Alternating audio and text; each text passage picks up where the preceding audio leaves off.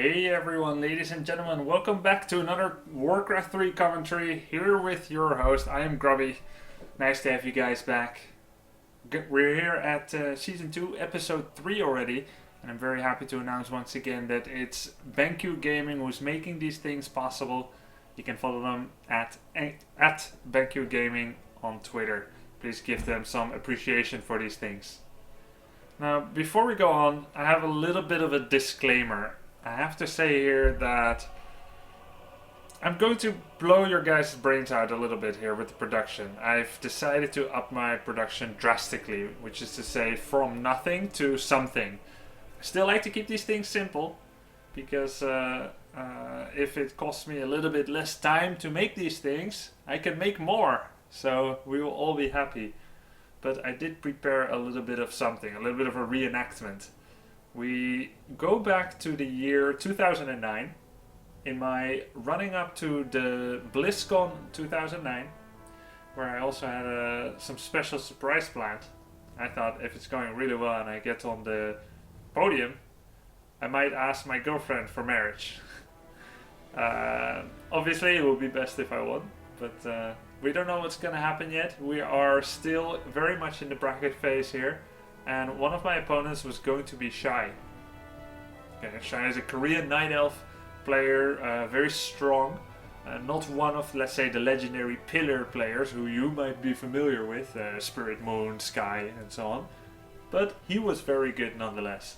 And the map that I was playing on, Ancient Isles, was sometimes a little bit difficult. In fact, it was generally known as difficult for Orc against Night Elf, but I kind of liked it. Nonetheless, liking does not necessarily equate to being comfortable on it in a longer game, but I digress. I wanted to show you guys a little bit of something what happened on that day, okay?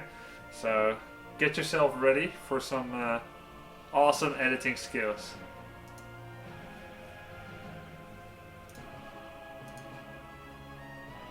Ta-da! So I was feeling here on this day, I was thinking, alright, let's go for another day of practicing for BlizzCon 2009. Now, I'm playing the RTS genre, right? Real-time strategy, and it's extremely challenging, and to do well in it requires mental fortitude, concentration, creativity, strategical thinking, and all that jazz. Now, coming up with strategies requires loads of practice, as I'm sure you guys can imagine. And all great strategies must surely come from the fruit of concentrated power of will, calculations, deductions, trial and errors, and silly mistakes born from not being focused? No, you can't come up with strategies from that. Alright, let's backtrack a little bit here. Okay, we're gonna backtrack a little bit. So, here I am, doing a scout of the opponent's base, with my Orc peon that finishes building my Altar of Storms. That way I'll arrive just in time to see his hero choice, what he's creeping, and possibly which direction he goes into after finishing his first creep camp.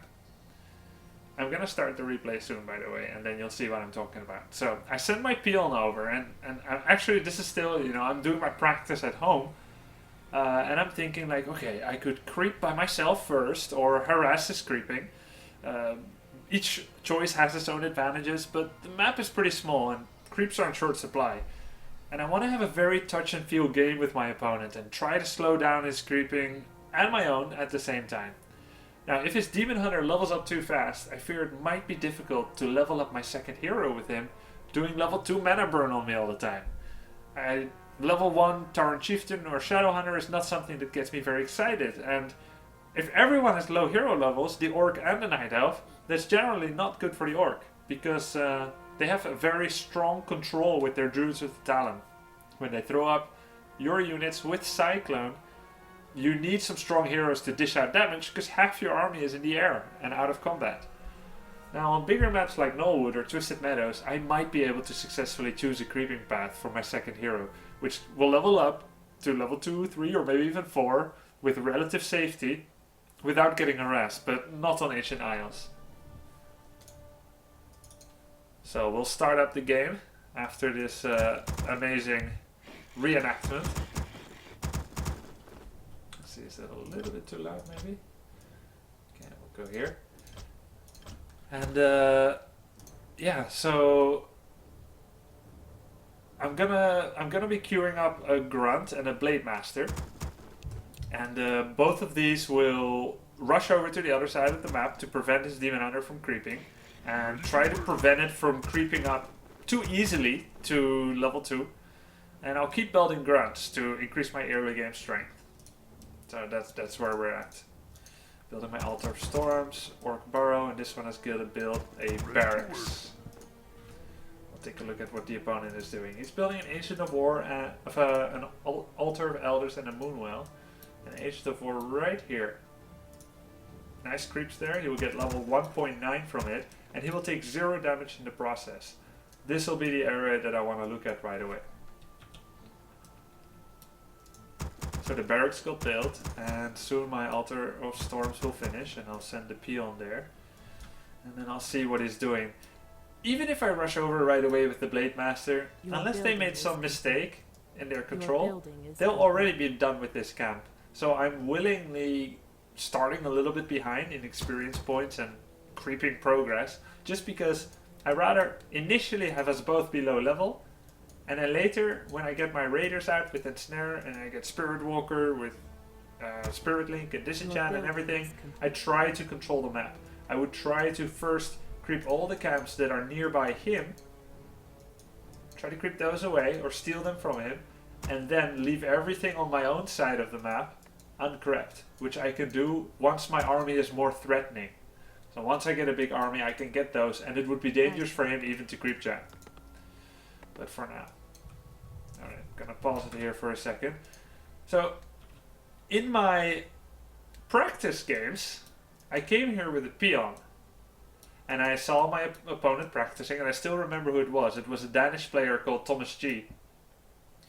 And I suddenly looked back, and I was thinking, I'm gonna queue up more grunts after the first one finishes, and I'm gonna keep exerting my map control out. And I look back, and I wasn't building this burrow. And now I had a choice to say, sorry mate, you know, we practice a lot, you're not angry, right? Sorry mate, can we start over because I forgot my burrow? But I decided to make the best of it. And sometimes from the stupidest beginnings, as long as you just try to finish it and make something out of it, you get to something new which you didn't expect. And that's kind of what happened here, because in that practice game I had no burrow, and my peon was like, well, let's just build a Voodoo Lounge right next to your base. And it's not something that I had ever done before. Later, sometimes people would build Voodoo Lounges in the middle of the map on Echo Isles, but never really next to the opponent. And then I was thinking, do I now start my burrow? Do I start it after the Voodoo Lounge? It would be kind of late. Like, I would have a pretty late extra grunt. How about I first make a war mill, I have all this gold, and that's kind of how I started. My life for the Horde. So, since that practice game, I expanded upon the strategy, and I found out how is the best way it works. And it meant that I cut one worker, I cut one less peon, so I only have 19 food instead of 20. And instead I make a quick war mill, and after the war mill I would make another grunt. But not before buying a Dust of Appearance and a Circular of Nobility and selling my town portal along the way. So, I'm building this Voodoo Lounge now. He does not know about it yet. And I started attacking his archer. Now, this is something that definitely happened to him before. Like, in his practice, people have done this before. Generally, it's not that favorable. If you look at my Blade Master here, I don't have heal salves with me. So he knows that if he keeps fighting me, I'll be low life, and I will not be able to exert any more map control on the map here. I'll have to go back and heal, and usually, you know, Voodoo Lounge is right here, back in the Orc base. So this feels good for him. This feels good for him. Now what I'm doing here is depleting his Moonwell energy. And if you look at my... There's so much to say about here, that's why I have to pause it. But if you look at my Blade Master, I've picked the skill Windwalk. The other two abilities are Mirror Image, which no one uses on pro level, and Critical Strike, which of course is awesome. But I've picked Mirror Image first, Windwalk first, so I can run past these creeps and buy that item without getting hurt and be faster. And here I come. So if Windwalk costs 75 mana, I've got 160, so I've got 2 more Windwalks in me. Every time I show myself, he can use Mana Burn to burn me for 50 mana, and I also take 50 damage, but heroes take less damage from spells, so I'll take like something like 35 or 33 damage. So normally it's really good for him to mana burn me. Again, it means fewer windwalks, fewer harassing, you know. He could be creeping this Gnoll Brute here, and I come in with Windwalk and I take the last hit, stealing the experience, stealing the cheese from the bread. But that is not my plan. I am happy with every mana burn he does. And again, why would I be happy with that? Normally, I would make sure to Windwalk now, keep the other 75 plus mana, wait, hit him once, and then Windwalk again, making sure that he can't mana burn it. But Moonwells work in a funny way. Every 1 mana that a Moonwell has, it regenerates a hero for 2 life. So that's 200% efficiency, 1 to 2 ratio. But every 2 mana of Moonwell juice regenerates only 1 mana of hero mana. So it's 4 times as expensive for him to heal mana from Moonwells than it is to heal health. So every mana that he loses, once he decides to go onto the map and he takes the last juice from these Moonwells, is way more costly. So what I'm trying to do here is deplete his Moonwells. Again, normally not an issue. It's 4:30 PM right now. At 6 PM of game time, you see the time there. At 6 PM it will get nighttime, and these Moonwells will start naturally regenerating.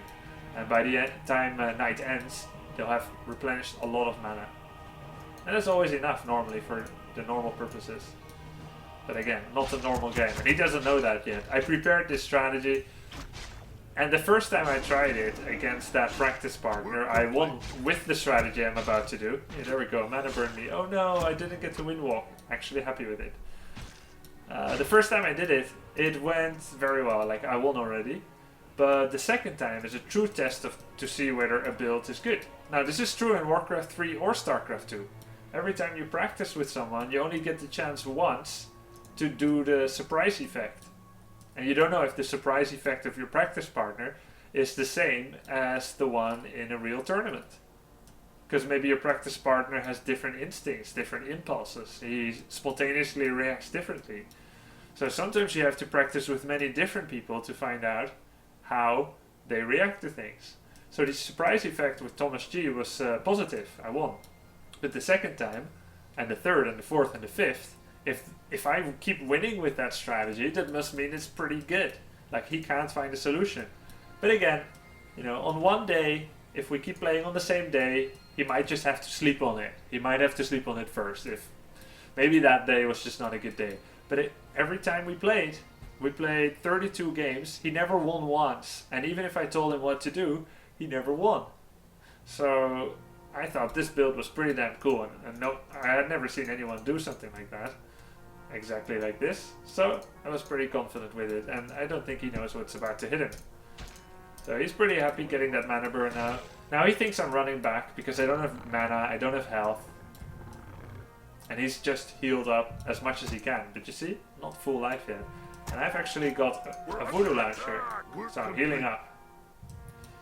Now this peon finished the voodoo launch, he's still here, and he's about to do something naughty.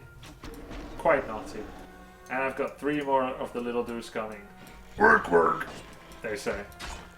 So I'm here harassing his Moonwell, and again, this is something you could normally do in a quote-unquote macro game, in a normal game, cancel Moonwells. But he's kind of okay with that. He got the Circlet of Nobility from the Golden Shop, he got the Boots of Speed. Suddenly he's like, whoa! Whoa, what is this? He lost his archer because I have Dust of Appearance, and it wasn't night yet, he couldn't hide. And the Demon Hunter comes back here, and he realizes I don't have a lot of health left. So he comes here, he sees the full scope of what's happening, and he sees these 2 towers being built. But normally that should not be enough yet. It's the fact that I have 1 tower coming up here, which really gives me a foothold. Now it's very important for me to make sure that this Demon Hunter doesn't kill a single peon. If he does, he will get 25 XP points, and he will level up to level 2. Once he's at level 2, he will be able to choose another skill, and it will be evasion, and it will mean that I will miss a percentage of my attacks on him. And that will give a lot of efficiency to this Demon Hunter from him. He keeps running away, and he's already mining out a lot of the Moonwell juice, but as you see, it's regenerating at night. Archer comes out, I immediately use Dust of Appearance, but I keep hitting the demon in. I know I can run away and heal up again. But for him, he has to town portal or die here. Now even if he town portals, he won't be able to heal up because all the moon walls are empty, so he decides to let himself die. Wisp is here ready to buy a Beastmaster and he'll start to revive his Demon Hunter momentarily, but the situation is rapidly worsening for him. Our warriors have engaged the enemy. Beastmaster comes in, runs right through the towers. Might think the right side would have been easier, but obviously he's under a lot of stress. This is a high ranking tournament game where his tournament life is on the line, and if he doesn't make it in, he might not be able to get BlizzCon champion. So some nerves may be expected. Everyone is still level 1. Level 1 is good for me because I've got towers. The lower hero levels, the better from him. And he's pretty much in crisis mode here. I've got a lot of towers coming up, starting all the way from here. Nice, something to get back to. And he's just got one archer left. Demon Hunter comes out, but these towers are adding a lot of damage. And I just keep making sure that I build every new watchtower in 700 range of the other watchtowers, which got 800 range, so they can all protect each other. He still hasn't killed a single unit, so he's still level 1. He can buy heal potions from here. If he keeps using his money on that, that will be the best for him. But he's not getting into much of a better situation. Meanwhile at home, I'm still tier 1. I'm building a borrow because I'm not losing enough grunts. I'm full supply. I'm losing some grunts. And finally he does get level 2, and that could have made a big difference, because don't be fooled, like you see, oh, it's just 2 heroes, some summons and 1 or 2 archers, but sometimes that's enough to kill one tower, then another, but it's just been on a downhill slide for him here, and quite difficult for him to get out of. Still sticking with his original plan, getting an Ancient of Wind for Druids of the Talon, even though probably right now that's not the best idea. Talents in this situation. I mean, they'll help killing grunts and blades, but they don't really take care of the Blade Master problem.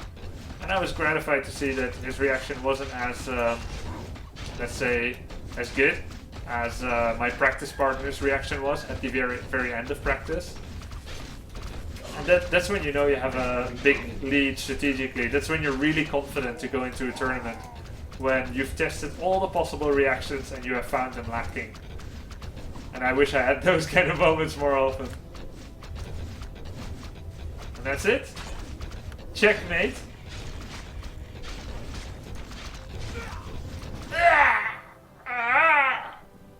And that's the sound I surely love to hear. So guys, this was a rather of a short game and a little bit more talk. Fear not, I am planning something nice for the 4th episode of Grubby's WarCraft 3 Commentaries. And namely, what I want to show is this. Okay, let's see, does that show up okay? Yeah. So I have a website and I use it for updates, but I don't really promote or push it that much. But it's still pretty cool. You can find information about it, about what I'm doing. Like I was playing the WCS, I was at the HK Esports tournament. I link all the commentaries here, and I also have a gallery, but haven't updated it for a while. But it's just a little homepage about me where you can find some news. Here I'm asking for you guys' input. I've so far always chosen which replays I'm casting for these commentaries, but I want to find out from you guys, what do you want to see in my next one? I don't promise that I'll follow the majority lead, but I am very curious to hear what your ideas are about this. So if you'd like, go to followgrubby.com, make an account, and leave a comment here in the comment section and let me know. Season 2, Episode 1, I did Game 2 of WCG 2008 against Moon. That's right here. Season 2 was Game 3, and I've just done BlizzCon 2009 against Shy. Now, I've given you a few ideas. I can show the first game I had against Shy, which was a lot closer, or I can show Game 1 or 2 against Soccer, another Korean Night Elf player, at the same tournament, where I reused the same build, the same strategy. Now, that's a little bit interesting, because he has had a chance to discuss with Shy what strategy I just did. What could be possibly the best counter against it. So the surprise effect is gone. Will the strategy hold up against him? What will he change? How will it go? Will I win? Will I lose? You guys can see it if I cast this game. Or if you have another idea, let me know. There are plenty of games against Todd. There are some games against Sky. For games against Todd, there's both wins and losses. I can even try to see if I can get Todd to co-commentate one of the replays with me. But he is traveling a lot recently, so again, no guarantees. But if that's something you'd like, let me know as well. And if you have any other ideas which I haven't mentioned, place them here in the comment section. Gaming against Todd, please. Yeah, just like that. Thanks for doing these. Cool. Alright, guys, I hope you enjoyed this one, and see you guys for the next one. Have a great day, have a great night. Once again, this is Grubby. Goodbye.